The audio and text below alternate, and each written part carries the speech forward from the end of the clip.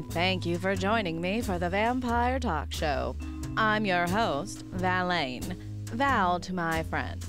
My roommate discovered my coffin under the concrete floor of the basement in her new house and woke me up from a 100-year nap.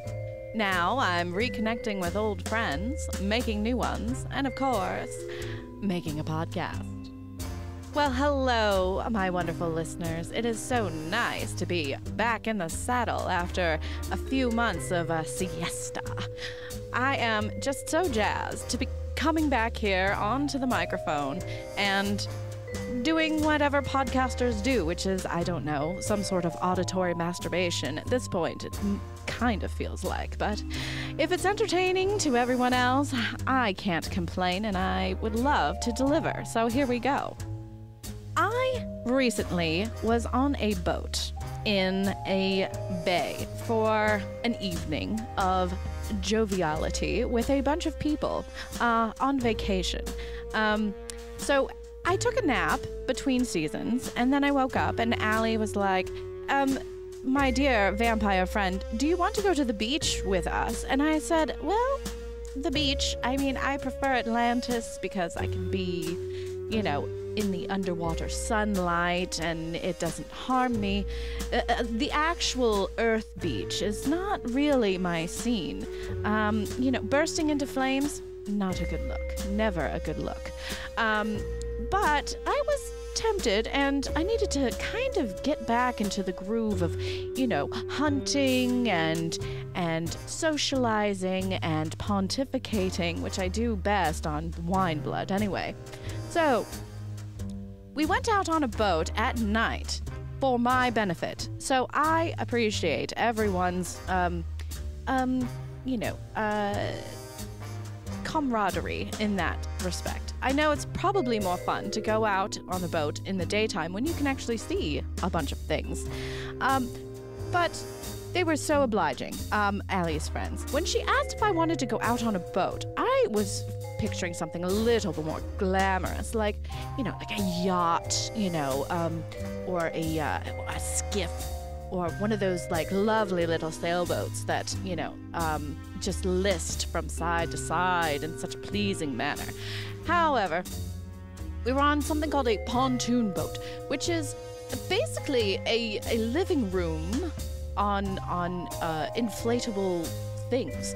And it's just this living room that floats about, and you can only go about 3 miles per hour, unless you want to get absolutely soaking wet, which we did, because the person driving the boat had no idea how to drive a boat, let alone a pontoon boat at that. So our captain, who I will say is Captain Sunset is what we called him, because we were going to set sail after sunset. And also, he needed to be sunsetted, if you ask me, because he definitely needed to be fired, even though he's doing it for free. But anyway, he was going at a great clip, and spray just came up at us, and it was a bit unpleasant because it was quite cold and not that great. However, I will say, it was nice not to have to do anything except, you know, drink a little wine blood. We actually stopped off at a place in Ocean City, Maryland called Secrets. I don't know if you're familiar with Secrets at all, but Secrets it apparently is like the mating ground for Ocean City, Maryland. All walks of life go in there and just put their shame in baggages at the door, and there's zero shame here, and I absolutely loved it. Everybody's obliterated on Orange Crush. I don't know if you've had an Orange Crush before, but it was made famous in Ocean City, Maryland, and it is, you know, basically vodka, orange juice, and Sprite, basically. But that combination seems to really, really fuck people up, to the point where they will follow a stranger onto a pontoon boat unknowingly being a meal for a vampire. So thank you, Secrets, for your orange crushes, because otherwise I would not have had a meal on the boat with the rest of my comrades. So yes. So I had kind of a human vacation, which was bizarre, but pleasing. Anyway, I digress. I just wanted to give you a little taste of what was happening between seasons, besides me sleeping for about 2.5 months. Anyway, on with the show, with the first show of season 2. My guest tonight, I have never met before, but Allie procured him from where? Craigslist? Are we really digging that deeply now? What a way to start off season 2. Okay. So our guest tonight is Michaelangelo St. Michaels. Welcome, Mike. Good evening, ma'am. How are you tonight? I'm well, thank you. So I wasn't given too much information. All I know is that Allie procured your information from Craigslist. You were Yes. looking for what? What did the Craigslist ad actually say? So, I posted on there to find more proof and evidence of the great truth that I'm searching for. In search of truth. Well, the internet is a wonderful tool for searching for truth. You know, I mean, if it's on the internet, it must be real. So, what is your occupation then? Yes. So, I live in Gatlinburg, Tennessee, and I am a executive business managerial consultive supervisor. Oh, well, that sounds very technical. Is it like for a particular company or like? It is a relatively known company, that is for sure. Yeah. Fantastic. Do you like what you do? I mean, what exactly does an executive business managerial consultative supervisor do? Well, like the name suggests, it's way more than just what the average mind can comprehend. It involves a lot of cognitive dissonance, as well as, like, you know, just at an elite level of just being able to work, you know, on the front lines of doing what you can for the customer and making sure the product is elite among elite. What is the product that you are slinging for customers? Well, it is a product of necessity, is what it is. It is a vital cornerstone of life. So what we do at our place of business is just provide what is best for the customers, and make sure that they rate us 5 stars when they get on our app. Oh, there's an app. Yes, there is. It is a very elite company. I don't know how involved you are in society. Have you ever heard of a place called Wendy's? Yes, I have. Oh, you have? Okay. Yes. Okay. I have been to Wendy's a couple of times to get a quick late night bite. I mean, not the food there, obviously, but those workers tend to be pretty. Yes, I am an assistant manager for the midnight shift over at the Wendy's on Princeton Boulevard. And luckily, my supervisor was able to let me just, you know, put whatever I wanted on my business cards. He just said that, you know, I had to pay it out of pocket. But, you know, it is a growing, thriving business at, you know, being an executive business managerial consultative supervisor. That sounds fascinating. Fascinating. Mm-hmm. So this truth seeking, does it have anything to do? Yes. Oh, it does. So Oh no, Your the start of your question. yes, I sometimes forget that people say yes when they're listening. And Yes, ma'am. active listening, I think they call it. Um, Yes, ma'am. does your occupation have anything to do with the truth that you are seeking, that you have put an ad out for? Unfortunately, they are completely unrelated. I have yet to find a connection yet. I'm still digging into that, but unfortunately, Wendy's has nothing to do with the ultimate truth that I'm seeking for. Not yet. Okay, okay. Well, oh, and I forgot to ask, have you ever been to Ocean City, Maryland, or have you been on a pontoon boat? Unfortunately, I have not stepped foot out of the great state of Tennessee. Ah, okay. Well, I mean, you are here in the studio. You got me there. I mean, I know our portal system can be a little bit Yeah, I was very frightened when that just showed up out of nowhere, but Allie said she texted me and she said, "Just trust me, LMAFO." I have yet to decipher what that means yet, but I went through and here I am. I'm so glad you are here. So, welcome to Yes, Maryland. Then, congratulations on so leaving Tennessee. this is Maryland. Yes. We are in an attic in Hagerstown, Maryland, doing this podcast. And it doesn't look all that much different from Tennessee, I gotta admit. Yes, it's I mean, it might help to have a window or two, but oh no windows in the attic. Otherwise, I could burn to a crisp. So we tend I like your little sayings. That's really funny. Well, I can burn to a crisp because I'm a vampire that would. Yes, ma'am. Okay. So let's get back to the heart of the matter here. What truth is it that you are seeking? Because if there's any way I can help, I would love to. Okay. Now, I need you to be sitting when I say this. I am seated and comfortable. Okay.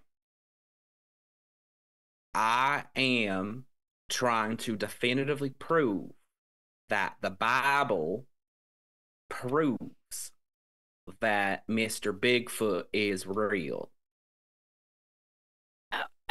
Okay, so you're trying to prove the existence of Bigfoot.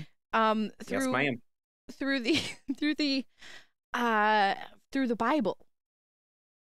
That is correct. The Holy Bible of Jesus Christ. May I ask, pray tell, which version of the Bible? Because there are many. The one, the way, and the truth. The Bible of the way and the truth? Is that a certain sect? No, the one, the way, the truth. That is like a specific version of the Bible. The one, the way, the truth. The way, the truth. Okay. Yeah, my grandpappy made it. Oh, you like wrote it or printed it? No, that's my best friend, Grandpappy. That's what we call him. Oh, Grandpappy. His real name is Craig, but we call him Grandpappy. Is this the same Craig who has the list on internet?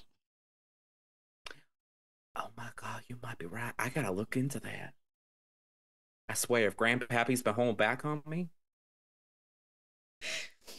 Oh, well, we'll figure that truth out at some point, I'm sure. Yeah, one thing at a time. Yeah, one thing at a time.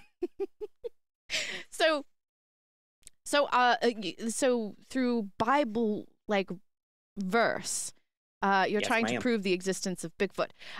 Do you have any examples of these verses? Yes, I do. I have them right here. I pulled it up on Grandpappy's digital Bible. Okay. So there are multiple Bible verses in the Bible that kind of point to what we as a society believe to be Bigfoot. So what the Bible is trying to tell us there, and don't tell Grandpappy this, but I only go to church to like read on these specific parts. I don't really like pay attention to anything else. Mm-hmm. But there's certain parts that are kind of cool when it talks about Bigfoot. That part I'm locked in. But I'll give you an example. Yes. So in Luke chapter 8, that's in the New Testament for those that may not be aware. In Luke chapter 8, there is a demon-possessed man who is living in caves outside of society, and he's butt-ass naked. And when Jesus Christ runs into him, he then screams and says, "Let me flee." And Jesus said, "So be it, Jedi." And those demons inside him flee into pigs, who then run as a herd and run up a cliff and over into the water where they drown. Okay. So that demon-possessed man, let's bring it back to him. Mm-hmm. He was living outside of society. Mm-hmm. He was avoiding all kinds of people, and he was living buck-ass naked, completely isolated. Mm-hmm. And we also see in like Mark chapter 5 where they talk about the same kind of like demon-possessed people, where they are also living in like tombs, completely isolated from society. Mm-hmm. And how they're strong, and people have been trying to like capture them, but they're breaking out of chains, they're breaking out of shackles, and no one could stop them until Jesus came and said, "Not today, Satan." And when they were able to, they would every night and day, these demon-possessed people were crying out. They could be heard in the cities, and they would be like cutting themselves with stones. Apparently, the Bible's kind of real messed up if you think about it. Uh-huh. So like all these demon-possessed people kind of have a lot of commonalities, but the one that really got me was back in the Old Testament, where things get really fucked up over there. There's a story about King Nebuchadnezzar in Daniel chapter 5, where God was playing a fun little trick on him because he said, "All this good wealth, that was mine, not yours." And God said, So he put him into this weird mind state where he had like the mind of an animal, and he like fled society. And the Bible says there that he like physically transformed into something like unrecognizable. It talks about how like he has like dew for skin, which is kind of weird, but like some translations, like Grandpappy's translation, talks about how it's like feathers is kind of like a look that it has. And like he has like deep claws is like comes out, and he's like, it says he like lives with wild donkeys and like eats grass like an ox. I guess not like a donkey as well. It specifically says ox for that comparison for whatever reason. So like there's all of that. And I'm just like, this sounds like Bigfoot to me. Does it? Because Bigfoot notoriously does not have feathers or eats grass like an ox. That we know of. Oh, okay. All right. Have you ever been close enough to Bigfoot to figure it out? Well, you're strictly human, aren't you? Like you're as very... far as I can tell. Okay. Also, that's a weird ass question. How much do you know about the Vampire Talk show? The what? The show that you're currently on. How much do you know about the Vampire Talk show? Because I think I'm about to blow your mind. I know a Sasquatch. You know a Sasquatch? Yes. His name is Steve Squatch, actually. He's been on the show before. And as I recall, he had no feathers. But can I ask you this? What? Let me ask you something. So you search for Bigfoot in a Bible. Have you gone out into the wilderness to search as well? No, ma'am. I tried once, but that's where we lost Craig for like 3 weeks. And then when he came back, he exclusively wanted to be called Grandpappy. So it was apparently traumatic for him. Oh, yeah. So we don't do that anymore. Yeah. Okay. Yeah, because, I mean, if you're trying to prove it feels almost, not backwards, but... Well, see, here's the thing. All I'm saying is that there were multiple accounts of like demon possessed men in the Old and New Testament. It's not like they just stopped happening. It's not like demons said, you know what? Bible's done written. We're done. We retired. No, they still be doing that. They go out and possess people. Mm-hmm. And what do those people do? Just like these accounts here, where they go out in the wilderness and they become wild men. And I'm sure that with wild men who don't shave for a couple of days, look like that, and they are strong, they are loud, they are wanting to get away from people. I mean, these are all just similar fascinations of Bigfoot. So all I'm saying is that coincidence, I think maybe. Question mark. Coincidence, I think maybe, might be my favorite phrase on this show so far. That's wonderful. But yeah, so interesting we can maybe make the comparison of like how like all jacuzzis are hot tubs, but not all hot tubs are jacuzzis, where like all demon possessed people are like mistaken to be Sasquatch, but not all Sasquatch are demon possessed people. I'm sorry. I'm hung up because you must forgive me. I am from the 1920s. What? And I just said a lot of words that don't make sense. Pray tell, what? Please explain. All hot tubs are jacuzzis, but not all jacuzzis are hot. Okay. Yes, please. I'm not quite sure what that means. All pontoon boats are boats, but not all boats are pontoon boats. Okay. No, I get that. I honestly, okay. Yes, I just honestly don't know the difference between hot tubs and jacuzzis. I thought they were the same. Are they not? No, like it's like Kleenex and tissues. You know. Oh. All Kleenex are tissues, but all tissues are Kleenex. Oh, it's a brand name thing, is what you're saying. It's a brand name. Yeah. Okay. But yes. So this show has had multiple entities on, and that sort of thing. And I have had Steve Squatch on. Lovely, lovely Bigfoot. Yeah, can we circle back to that you apparently had Sasquatch here? Yes. Like here in this room. Yeah, yes. I am in a room where Sasquatch was. Yeah, unfortunately, he was not super comfortable because you can see how small it is up here, and like the ceilings are only 5 feet tall. So. Kind of feels like I'm like in a coffin. It's kind of like the vibe. Yes, that's in here. Definitely the vibe, because that's what I sleep in, because I'm a vampire. Oh, we were going for that. Yes. Okay, this was intentional. Yes, completely intentional, and it's my vibe, and it's my. Well, you really nailed it, huh? Like a coffin nail. Yes. Oh, I get it. But yes. I actually. So. Yes, I have had Steve Squatch on, and yes, ma'am, and other cryptids that you might know. Not to name drop or anything, but just to, I guess, put your mind at ease that you're correct. I mean, you must have people that don't believe in you in this sort of endeavor, but I'm here to say, I mean, I cannot say for sure whether those references in the Bible are particularly Sasquatch related. I guess I could ask Steve Squatch and see if he could confirm or deny.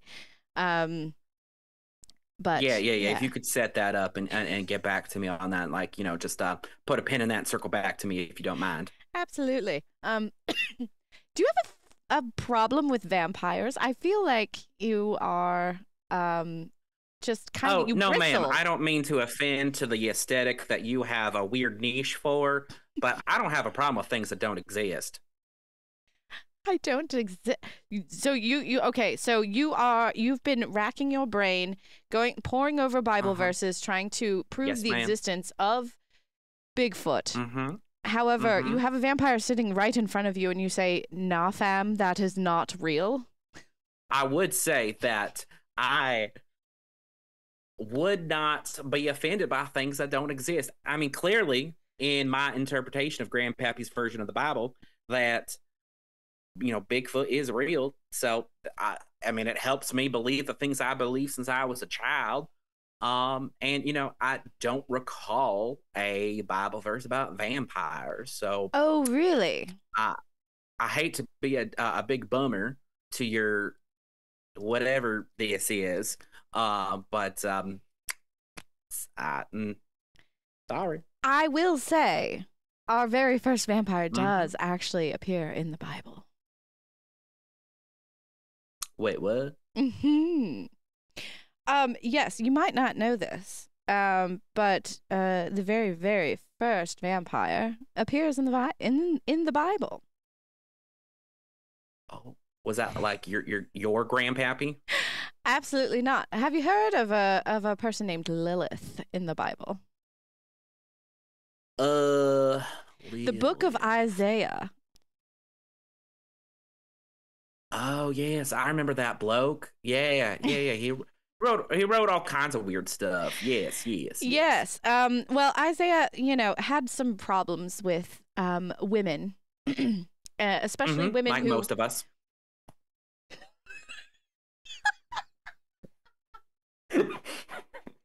So, Isaiah was not a big fan of women who spoke their minds, who might Mhm. have been a little bit different. So He was a Republican. yeah, Mhm. Absolutely. Mm-hmm. And so when coming across Lilith, he actually called her one of 8 unclean animals. I think there are the list of unclean animals, and he added Lilith to that list. But essentially, she refused to submit to a man, and so then was cursed, quote unquote, cursed with vampiric powers. And then there lies the the blood trail, basically. So yes, so vampires exist in the Bible. So now that I've said that it exists in the Bible, do you believe now that you are talking to a vampire? Well, I'm gonna have to do my own research on that before I trust an expert on the matter. Which means I have to go talk with my grandpappy, and figure this shit out and say, Grandpappy, what the fuck? I would love to see Grandpappy at some point, and meet this. I would Bible too. writer. He's been kind of AWOL for a little bit. Like the whole story with the woods, it really just like fucked him up. He's kind of his own cryptid if you think about it.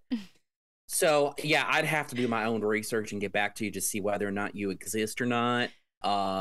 Fair.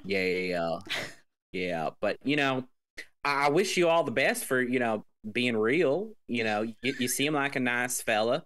So I'd hate for you to not exist. So, so you believe that I'm human, a human man? Is that what you're saying? No. Fella is a gender neutral term. Oh, it is.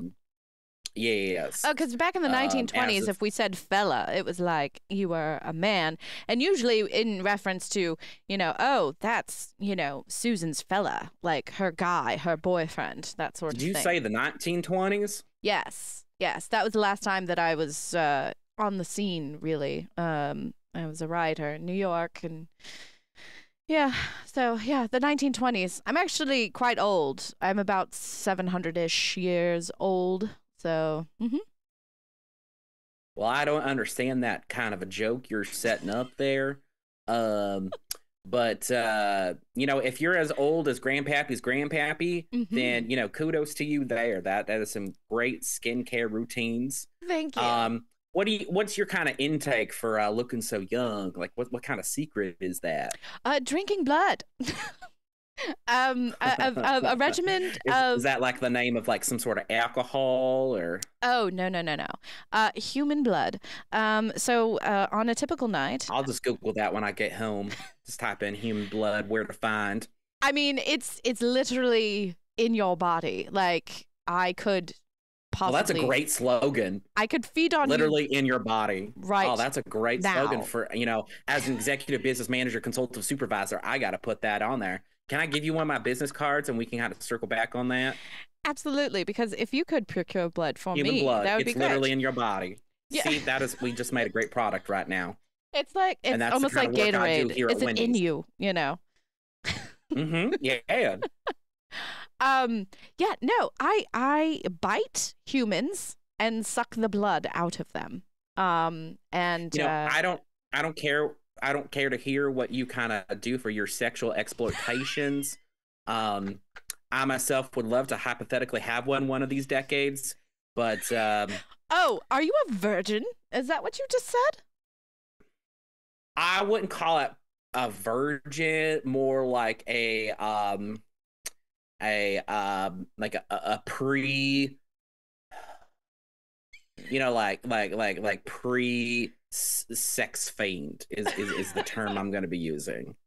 I'm in the early stages of that. I'm in the theorizing stage. Right. Theorizing. You're preparing to be a sex fiend. Physics of that sort of thing. Exactly. Absolutely. Yeah, I'm still at phase 1, but like an MLM, you just got to work your way into it. Make sure you get like 5 people into your market and get those 5 people to get 5 people, and suddenly you're a sex fiend. I mean, I don't think I've met another person that desperately needs people in their market. I think maybe you put theory into practice. I think this might be kind of your thing, where instead of going out and trying to actually interact and find things in the real world, you're very obsessed with the book and the theories and everything like that, instead of actually putting into practice. Am I wrong?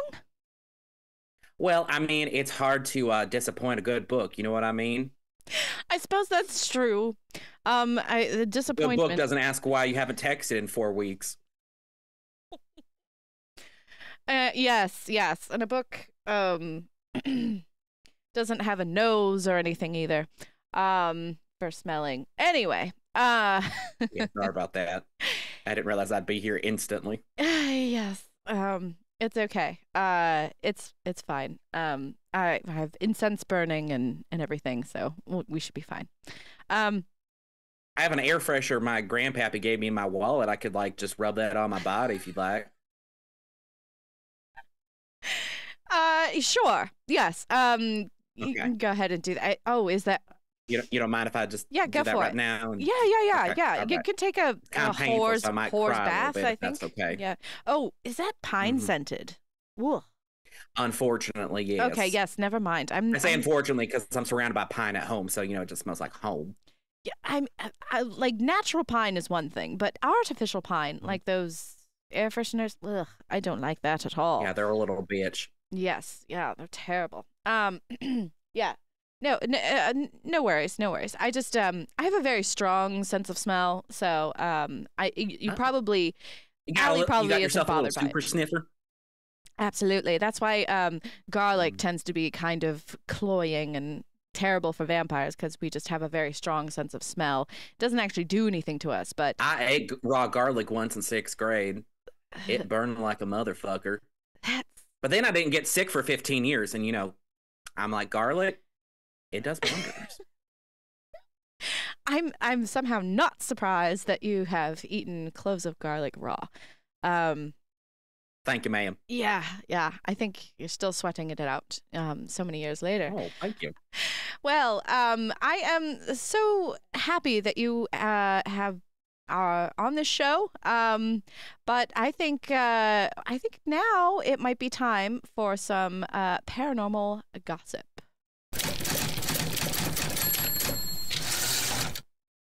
For tonight's paranormal gossip, it is well timed because we have Mike on the show talking about Bigfoots.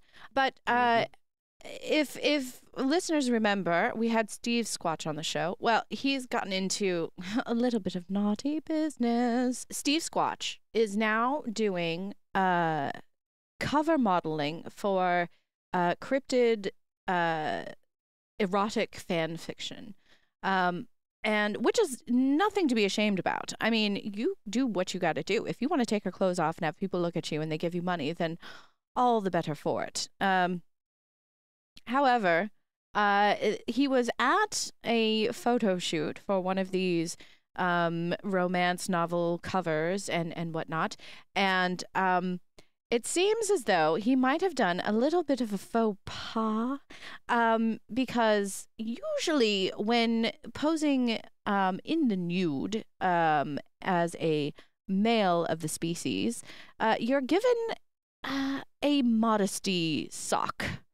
So to pull onto your member, to use the phrase that most erotic authors use, is so as not to, kind of scare those who may not be into that sort of thing. So, I mean, it's like pasties on nipples for women, or American. But for the danglier species, it's kind of like a sock. But it seems as though they could not find one big enough for him, which is understandable. However, if you are going to be photographing a Bigfoot's visage, you should come prepared, you'd think. So he apparently was trying to improvise, and he took a Stanley Cup that was just on set and adhered it to his region, not knowing that was actually the photographer's own Stanley Cup. She was mortified and kind of, if you ask me, might have overreacted. I mean, I wouldn't want a Bigfoot dick in my cup of blood, but, I understand the mistake and whatnot. He was just trying to do the best he could with what he had, He was trying to be proactive.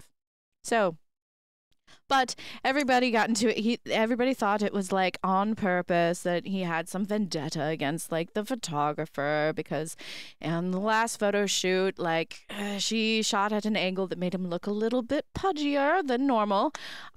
So yes, so that is tonight's paranormal gossip. Can I just add in just a quick little? Absolutely. Memento. I was going to ask you. Yes.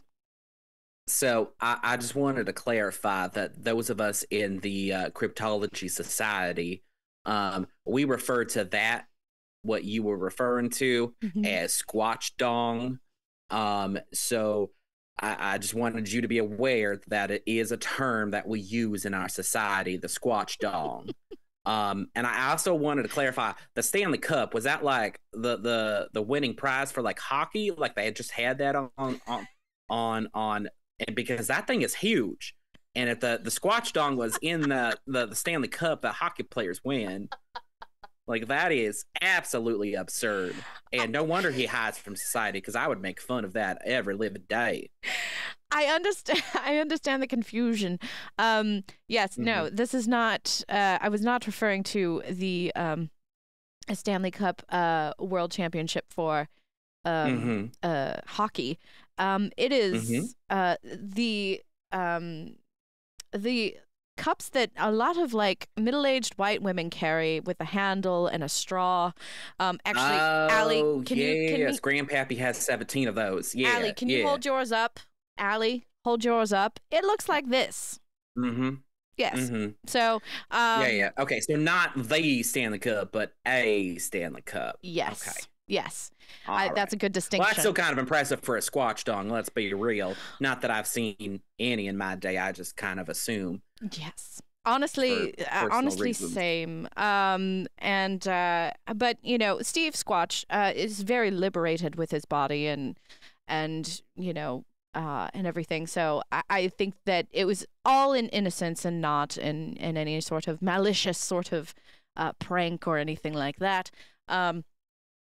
But I had to if share. You have those Stanley Cup squatch dong photos, I would very much like a copy of those, like 1, 2, or 20 of them if you have them.